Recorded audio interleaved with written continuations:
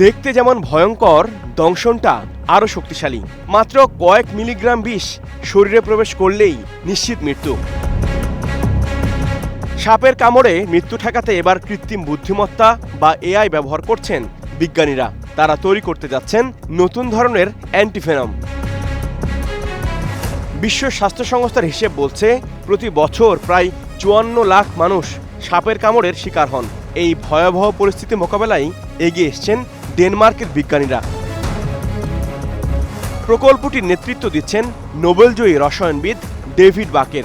সঙ্গে রয়েছেন technical university of ডেনমার্কের সহযোগী অধ্যাপক টিমোথি প্যাট্রিক জেনকিন্স। তারা এমন এক প্রোটিন তৈরি করছেন যা সাপের মারাত্মক বিষকে কম সময়ের মধ্যে নিষ্ক্রিয় করতে পারে। মূলত 3 ফিঙ্গার টক্সিন নামের এক ধরনের বিষাক্ত উপাদানকে লক্ষ্য করে এই প্রোটিন তৈরি করা হচ্ছে। এ ধরনের টক্সিন থাকে কোবরা সাপের বিষে। টেকনিক্যাল ইউনিভার্সিটি অফ ডেনমার্কের এই গবেষণায় সাপের কামড়ে আক্রান্ত ইঁদুরের ওপর এই প্রোটিন প্রয়োগ করা হয়। এতে দেখা যায় ইঁদুরের বেঁচে থাকার হার 80 থেকে 100% পর্যন্ত।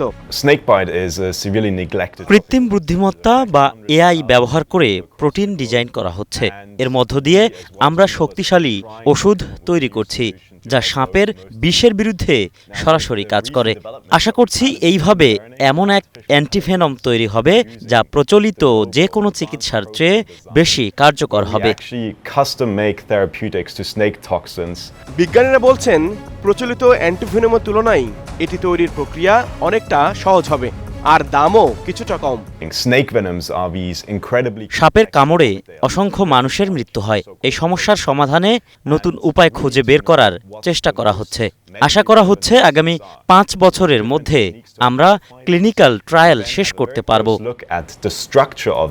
বিশ্ব স্বাস্থ্য সংস্থার তথ্য মতে সাপের দংশনে প্রতি বছর 80,000 থেকে 1,30,000 মানুষের মৃত্যু হয়, যাদের বেশিরভাগই আফ্রিকা, এশিয়া ও লাতিন আমেরিকায়।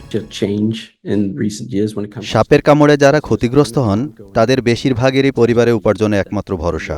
হাতে পায়ে কামড় দিলে তারা আর কাজ করতে পারেন না, ফলে পরিবারে নেমে আসে দারিদ্র্য।